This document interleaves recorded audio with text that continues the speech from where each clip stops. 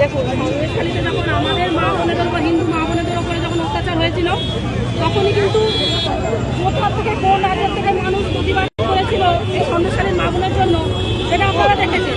আর আজকের বাংলাদেশি হিন্দুদের উপরে আন্দোলন নামে সন্দেশখালী থেকে আজকে যাদবপুরে লোকে এসেছি, এটা আমাদের কাছে সামান্য ব্যাপার, এটা আমরা পশ্চিমবঙ্গের ভেতরে আমরা আসতেই পারি।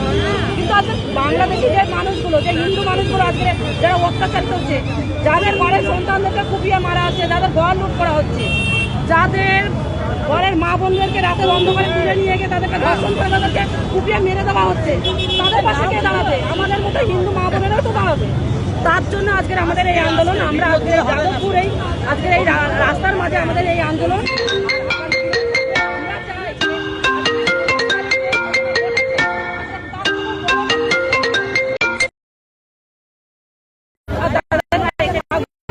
আমরা হিন্দুরা এক পরিবার মনে করি আমরা।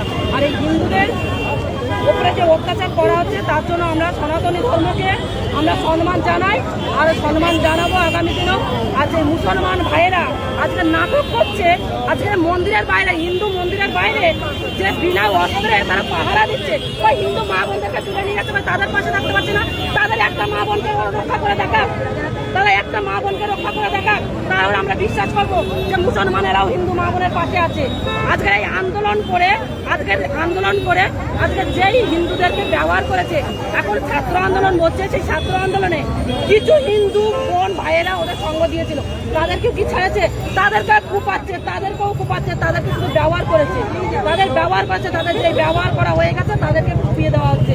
কেন আজকের হিন্দুদের উপরে এত সংঘর্ষ, এত আক্রমণ কিসের জন্য? আজকের মুসলমানেরা চাইছে যে আমাদের এই রাজ্যটাকে দখল করার জন্য, বাংলাদেশটাকে দখল করে ফেলেছে প্রায়। আর আমরা চাইবো যে আমাদের এই পশ্চিমবঙ্গের হিন্দুদেরকে আমি একটাই বার্তা দেবো যে যেটা বাংলাদেশে হচ্ছে সেটা আমাদের পশ্চিমবঙ্গে হতে 2 সেকেন্ড টাইম লাগবে না।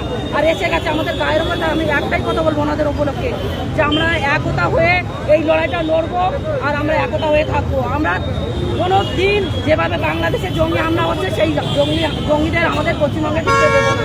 আমরা তার ঢাল হয়ে দাঁড়াতে চাই, আমরা সেই জঙ্গিদের সামনে আমরা ঢাল হয়ে দাঁড়াতে চাই আমাদের হিন্দুত্ব রক্ষা করার জন্য। এই পশ্চিমবঙ্গে হিন্দু ছিল, হিন্দু থাকবে, মুসলমানদের আমরা কখনোই ঢুকতে দেবো না। আর যে মুসলমানেরা মা বোনদের উপর অত্যাচার করছে, সেই মুসলমানদেরকে বলছি যে তাদের ঘরে নিশ্চয়ই মা বোন নেই, তাদের মনে মানসিকতা বলে কিছু নেই, তাদের মানসিকতা বলে কিছু নেই। ছাত্র আন্দোলন নামে আজকে জঙ্গিদের ঢুকিয়ে জঙ্গি হামলা করে আজকে হিন্দু মা বোনদেরকে কুপাচ্ছে, হিন্দু মা বোনদেরকে ধর্ষণ করে রাস্তায় তুলে কুপাচ্ছে। তাই আমি চাই আমাদের যে আন্দোলন, আমরা আজকে এই যাদবপুর রোডের উপরে করছি, সেই আন্দোলন আমরা যতক্ষণ না বাংলাদেশের হিন্দুদের যতক্ষণ না সুরক্ষিত দিচ্ছে ততক্ষণ আমরা চালাবো। আর আমাদের রাজ্যের সরকারের কাছে আমরা একটাই আবেদন করব যে হিন্দুদের যদি সুরক্ষা যদি না দিতে পারে, তাহলে আজকে আমাদের বাংলাদেশের যে হিন্দুদের ওপরে যে আক্রমণ করছে তাদেরকে সুরক্ষা সুনিশ্চিত যদি না করতে পারে, তাহলে আমরা সেরকম এখানে যারা রয়েছেন অর্থাৎ পশ্চিমবঙ্গে যারা আসবেন তাদের জন্য কি আপনারা পশ্চিমবঙ্গ সরকারকে বলবেন যদি এখানে কেউ থাকেন তার পাশে? দেখুন, হিন্দুরা আসলে অবশ্যই হিন্দুদের পাশে আমরা দাঁড়াবো। কেননা আমরা একটা কথা বলেছি, হিন্দুরা এক পরিবার। তাই আমরা এই সনাতন ধর্মকে অসম্মান কখনো করিনি, আর আগামী দিনেও করবো না। আমরা ওনাদের পাশে অবশ্যই থাকবো।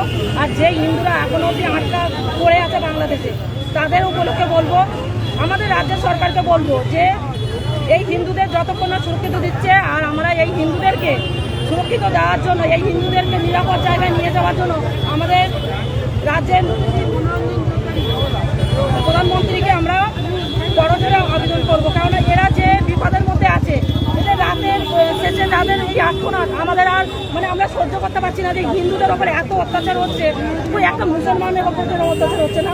মুসলমানদেরকে দিয়ে হামলা করাচ্ছে, মুসলমানদেরকে দিয়ে মা বলে ধর্ষণ করাচ্ছে। আজকে দেখুন আপনারা, আজকে বাংলাদেশের যে প্রধানমন্ত্রী শেখ হাসিনা, উনিও ওনার পদত্যাগ করে উনি আজকে বাংলাদেশ ছেড়েছেন।